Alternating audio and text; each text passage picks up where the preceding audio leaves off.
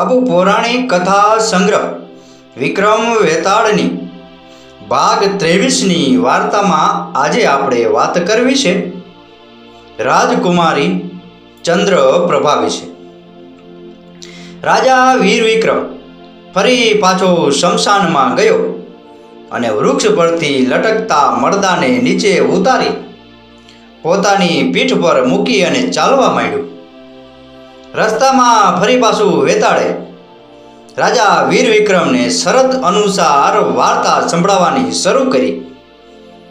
કુસુમવતી નામની એક નગરી હતી। ત્યાં સુવિચારક નામનો એક રાજા રાજ કરતો હતો અને આ રાજાને એક પુત્રી હતી અને એ પુત્રીનું નામ ચંદ્રપ્રભા હતું અને ચંદ્રપ્રભા જેવા નામ એવા જ ગુણ અત્યંત રૂપાળી નમણી નાગરવેલ જેવી હતી। એક દિવસ નગરમાં મેળો ભરાયો હતો। રાજકુમારી પોતાની સખીઓ સાથે આ મેળાની મોજ માણવા આવી હતી। મેળામાં એકાએક ક્યાંકથી પાગલ થયેલો હાથી દોડતો દોડતો આવી પહોંચ્યો અને બધા લોકો પોતપોતાનો જીવ બચાવવા નાસભાગ કરવા લાગ્યા અને બરાબર એ જ સમયે હાથી રાજકુમારી ચંદ્રપ્રભા તરફ આવ્યો। રાજકુમારી ચંદ્રપ્રભા બચાવો બચાવો બચાવોની બૂમો પાડવા લાગી અને જોત જોતામાં ત્યાં એક મનસ્વી નામનો યુવાન બ્રાહ્મણ આવી પહોંચ્યો। એણે તરત જ દોડી અને ઘસમસતા હાથીની નજીક રહેલી રાજકુમારીને હાથી કચડી નાખે એ પહેલા જ ઉપાડી લીધી અને બાજુમાં નીકળી ગયો। હાથી સડસડાટ દોડતો દોડતો આગળ નીકળી ગયો। પહેલી જ નજરે રાજકુમારી ચંદ્રપ્રભાને જોતા એ બ્રાહ્મણ યુવાન એના પર મોહી પડ્યો। ત્યારે રાજકુમારી પણ પોતાના જીવની પરવા કર્યા વગર એ જીવ બચાવનાર બ્રાહ્મણ યુવાન પર મોહી પડી। રાજકુમારી જતી રહી ત્યારે બ્રાહ્મણ યુવાન એના વગર ઝૂરવા લાગ્યો। બ્રાહ્મણ યુવાન સાથે આવેલા એના મિત્રોએ એની એવી હાલત જોઈ એટલે રાજકુમારી સાથે મિલન કરાવી આપવાનું એને વચન આપ્યું અને એ બ્રાહ્મણ યુવાનનો મિત્ર અનેક વિદ્યાનો જાણકાર હતો અને એ મિત્રનું નામ હતું મૂળદેવ। બીજાનું નામ શશી હતું। મૂળદેવે પોતાની વિદ્યાનો ઉપયોગ કરી બે જાદુઈ ગોળીઓ બનાવી। એક ગોળી બ્રાહ્મણ યુવાનને આપી અને કહ્યું કે મિત્ર, આ ગોળી જાદુઈ ગોળી છે। જ્યારે એ તું તારા મોઢામાં મૂકી દઈશ ત્યારે તું પુરુષમાંથી સ્ત્રી બની જઈશ, 12 વર્ષની છોકરી બની જઈશ। જ્યારે ગોળી મોઢામાંથી બહાર કાઢીશ ત્યારે ફરી પાછો તું યુવાન બની જઈશ અને બીજી જાદુઈ ગોળી તારા મોઢામાં મૂકી દઈશ તો 80 વર્ષનો ગરડો વૃદ્ધ બની જઈશ। બીજા દિવસે બંને પોતાના મોઢામાં ગોળીઓ મૂકી એટલે એમનું રૂપ બદલાઈ ગયું। મૂળદેવ 80 વર્ષનો ગરડો બની ગયો અને બ્રાહ્મણ યુવાન પણ છોકરી બની ગયો। બંને રાજાના મહેલે ગયા। રાજાએ પધારવાનું કારણ પૂછ્યું ત્યારે મૂળદેવે કહ્યું, મહારાજ, હું અને મારી આ પુત્રી ગંગા કિનારેથી આવ્યા છીએ। હું મારા પુત્રની વહુને તેડવા ગયો હતો, પરંતુ જ્યારે પાછો ફર્યો ત્યારે મારો પુત્ર અને મારી પત્ની ક્યાંય જતા રહ્યા છે। હવે એમને હું ક્યાં શોધવા જાઉં અને સાથે સાથે આ યુવાન વહુને ક્યાં લઈને ફરું? માટે હું આ મારી પુત્રીને આપની પાસે મૂકીને જઈ રહ્યો છું। જ્યાં સુધી હું પાછો ન આવું ત્યાં સુધી આપ એને આપના મહેલમાં રાખો। જ્યારે મારો પુત્ર અને મારી પત્ની મળી જશે ત્યારે પાછો આવી અને લઈ જઈશ। બ્રાહ્મણ ક્યાંક શ્રાપ ન આપી દે એવી બીકને કારણે રાજાએ એની પુત્રીને પોતાના મહેલમાં રાખવા માટે તૈયારી બતાવી અને રાજકુમારી સાથે રહેવાનો બંદોબસ્ત કર્યો। રાજકુમારીને ઉદાસ જોઈ સ્ત્રી રૂપમાં રહેલા બ્રાહ્મણે પૂછ્યું, રાજકુમારી, તમે શા માટે ઉદાસ છો? ત્યારે રાજકુમારી એને પોતે બગીચામાં જોયેલા એ બ્રાહ્મણ યુવાન વિશે વાત કરી અને એના વગર તડફડીને મરી જશે એવું પણ કહ્યું. આ સાંભળી બ્રાહ્મણ યુવાન મનોમન ઘણો ખુશ થયો. સ્ત્રી વિશે તેણે રાજકુમારીને પૂછ્યું, રાજકુમારીજી, જો હું તમને એ યુવાન સાથે મેળવી દઉં તો મને શું આપશો? રાજકુમારી પ્રસન્ન થઈ બોલી ઉઠી, હું તારી દાસી થઈને રહીશ. તરત જ બ્રાહ્મણ યુવાને પોતાના મોઢામાં રહેલી જાદુઈ ગોળી કાઢી લીધી અને સ્ત્રીમાંથી યુવાન બની ગયો. રાજકુમારી તો એટલી બધી પ્રસન્ન થઈ ગઈ કે તરત જ એને વીંટળાઈ પડી અને પ્રેમ કરવા લાગી. તરત જ એની સાથે ગુપ્ત રૂપે ગંધર્વ લગ્ન કરી લીધા.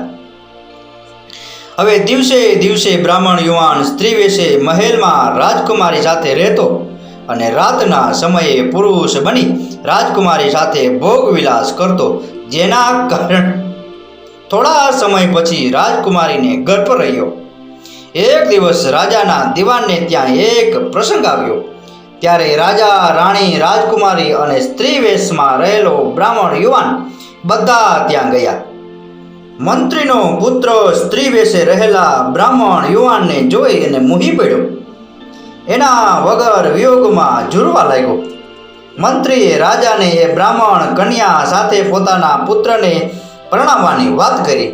પહેલાં તો રાજાએ ના પાડી, પરંતુ હવે એ ઘરડો બ્રાહ્મણ ક્યારે પાછો આવે એ કહી શકાય તેમ નહોતું. રાજા એની વાટ જોઈ કંટાળી ગયો હતો એટલે હા પાડી દીધી. આ સાંભળી સ્ત્રી વેશમાં રહેલા બ્રાહ્મણે કહ્યું, મહારાજ, હું બ્રાહ્મણી છું અને એ ક્ષત્રિય છે, એટલે પહેલાં જો એ મંત્રી પુત્ર બધા તીર્થની યાત્રા કરીને આવે તો પછી હું એને જરૂર પરણીશ. રાજાએ આ વાત મંત્રી પુત્રને કહી. રાજાની વાત સાંભળી અને દિવાન પુત્રએ કહ્યું, મહારાજ, હું જરૂર તીર્થયાત્રા કરવા જઈશ, પરંતુ ત્યાં સુધી આ બ્રાહ્મણ કન્યા મારા ઘરે રહેવા આવી જાય. સ્ત્રી વેશે રહેલા યુવાન બ્રાહ્મણે આ વાત મંજૂર રાખી અને મંત્રી પુત્રના ઘરે રહેવા લાગ્યો. અને મંત્રી પુત્ર તો શરત મુજબ તીર્થયાત્રા કરવા નીકળી ગયો. બીજી તરફ દરરોજ રાતે મંત્રી પુત્રની પહેલી પત્ની સૌભાગ્ય સુંદરી બ્રાહ્મણ કન્યા સમજી સ્ત્રી રૂપે રહેલા બ્રાહ્મણ યુવાનને પોતાની સાથે જ સ્ત્રી સમજી અને એક જ પલંગ પર સુડાવતી હતી. એક દિવસ મંત્રી પુત્રની પત્ની કામ વિહવળ થઈ ઉઠી. એની શરીર ભૂખ જાગી એટલે સ્ત્રી વેશમાં રહેલા બ્રાહ્મણ યુવાનને કહ્યું, સખી, અત્યારે મને પુરુષનું પડખું સેવવાની અત્યંત તીવ્ર ઈચ્છા થઈ રહી છે. હવે મારા શરીરની આગ ઠંડી કેવી રીતે થશે? બ્રાહ્મણી તરત બોલી, જો હું તમને તમારી ઈચ્છા પૂરી કરવા દઉં તો મને શું ઇનામ આપશો? તરત જ એ પાગલ સ્ત્રી બોલી, હું કાયમ તારી દાસી બનીને રહીશ. આ સાંભળતા જ યુવાન બ્રાહ્મણે પોતાના મોઢામાંથી એ જાદુઈ ગોળી બહાર કાઢી અને સ્ત્રીમાંથી પુરુષ બની ગયો અને બંને વચ્ચે પ્રેમ સંબંધ બંધાઈ ગયો. હવે બ્રાહ્મણ યુવાન ત્યાં પણ દિવસે સ્ત્રી વેશમાં અને રાત્રે પુરુષ વેશમાં રહેવા લાગ્યો. એક રાતે તીર્થ કરવા ગયેલો મંત્રીપુત્ર પાછો ફર્યો. એ વખતે બ્રાહ્મણ યુવાન મંત્રીની પત્ની સાથે રંગારંગ માણી રહ્યો હતો. મંત્રી પુત્રને આવેલો જોઈ એ પાછળના રસ્તેથી ભાગી ગયો ને પોતાના મિત્ર મૂળદેવ પાસે આવી બધી હકીકત કહી સંભળાવી અને જાદુઈ ગોળી પણ પાછી આપી દીધી. હવે ફરીથી મૂળદેવે એ ગોળી પોતાના મોઢામાં મૂકી એટલે તે 80 વર્ષનો ગરડો બની ગયો અને બીજી ગોળી પોતાના મિત્ર શશીને આપી, જે યુવાન બની ગયો. રાજા પાસે દરબારમાં બંને પહોંચ્યા પછી મૂળદેવે રાજાને કહ્યું, રાજન, મારી પુત્રવધુ પાછી લેવા આવ્યો છું. પરંતુ રાજાએ તમામ ઘટના કહી સંભળાવી. તરત જ મૂળદેવ શ્રાપ આપવા તૈયાર થયો. ત્યારે રાજાએ ગભરાઈ જતા કહ્યું, હે બ્રાહ્મણ, અત્યારે આપની પુત્રવધુ મારી પાસે નથી, પરંતુ એના બદલે મારી પુત્રીને તમે તમારી પુત્રવધુ તરીકે લઈ જાઓ, પરંતુ શ્રાપ ન આપો. તરત જ રાજાએ પોતાની પુત્રીના લગ્ન બ્રાહ્મણ સાથે આવેલા શશી સાથે કરાવી દીધા. રાજાના આશીર્વાદ લઈ ત્રણેય જણા મૂળદેવના ઘરે આવ્યા. હવે બ્રાહ્મણ યુવાને કહ્યું, મારી પત્ની મને પાછી આપો, એના પેટમાં મારું બાળક ઉછળી રહ્યું છે. શશીએ કહ્યું, મિત્ર કેવી વાત કરે છે?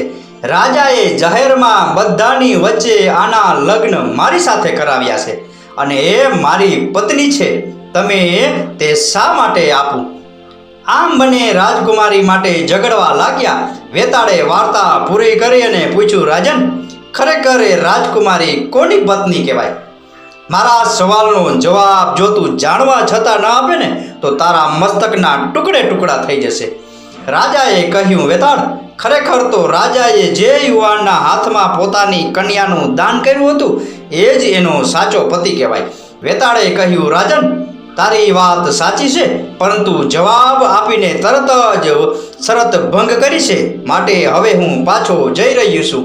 વેતાળ ચૂપ થતાં જ મળદું હવામાં ઉડવા લાગ્યું અને શમશાનમાં આવેલા એ જ વૃક્ષ પર ઊંધા માથે ટીંગાઈ ગયું. બાપુ, આ હતો વિક્રમ વેતાળના ભાગ 23ની રાજકુમારી ચંદ્રપ્રભા વિશેનો પ્રસંગ. આ કથા, આ વાર્તા પૂરેપૂરી સાંભળી એ બદલ આપનો ખૂબ ખૂબ આભાર. આપનો દિવસ શુભ રહે. મહાદેવ હર.